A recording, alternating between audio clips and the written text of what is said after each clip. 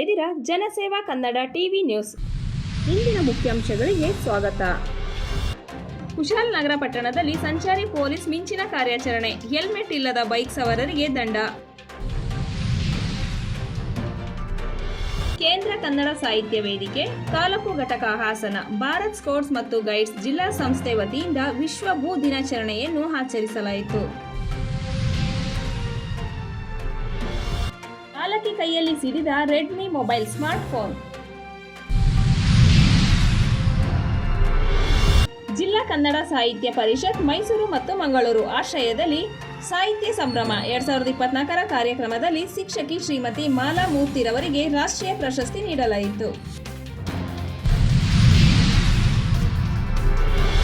ರಾಮನಗರ ಪ್ರವಾಸಕ್ಕೆ ಬಂದು ಪ್ರಾಣ ಕಳೆದುಕೊಂಡ 5 ವಿದ್ಯಾರ್ಥಿಗಳು. ಮಂಡ್ಯ ಬುದ್ಧ ಕೃಷಿ ಪತ್ತಿನ ಸಹಕಾರ ಸಂಘಕ್ಕೆ ಅವಿರೋಧ ಆಯ್ಕೆ.